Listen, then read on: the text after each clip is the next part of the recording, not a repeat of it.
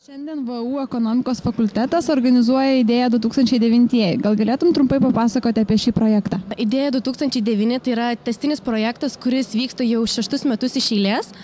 Viskas prasidėjo 2004 metais ir jis buvo inicijuotas Vilniaus universiteto ekonomikos fakulteto marketingo katedros dėstytojo Algio Gaižučio.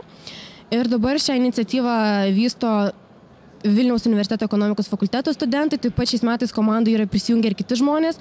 Ir šito projekto pagrindas yra, kad viso semestro metu studentai, kurie studijuoja marketingo discipliną, jie vykdo įvairias užduotis. Tai yra, pirmiausia, jie turi sugalvoti savo kažkokį tai naują unikalų produktą, arba yra galimybė dirbti su įmonių pasiūlytų kažkokiu tai produktu ir jį modifikuoti. Ir jie vykdo tokias užduotis, kad pirmiausia, jie turi aprašyti tą savo sugalvotą naują produktą, tuomet atlikti rinkos tyrimą, ar tas produktas tikrai turėtų pasisekimą rinkoje. Toliau jiems reikia sukurti savo to produkto paskirstymo, rėmimo ir kainodaros strategijas.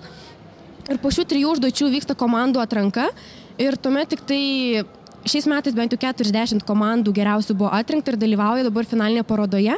Ir dar prieš tą finalą jie turi padaryti 4. užduotį, tai yra sukurti savo produktui reklaminę kampaniją. Ir viso to finalas, kaip matote, šiandien yra Litexpo rūmuose Idėja 2009 paroda, kur komandos gyvai pristato savo produktus. Tai yra ne tai, kad gyvai, bet jos tiesiog daugumai yra sukūrę tokius kaip maketus, kuriuos parodo žmonėms ir stengiasi ir komisija, ir žiūrovus įtikinti, kad jie yra geriausi. Mes padarėme šnekančius biliardo kamuolius.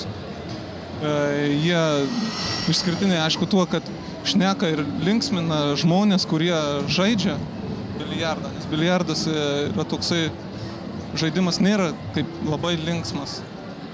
Dažniausiai žaidžia susikaupę, bet mėgsta žmonės žaisti su draugų kompanijoje. Ir tokie būtent kamuoliai pralinksmintų ir suteiktų žaidimui visai naują veidą.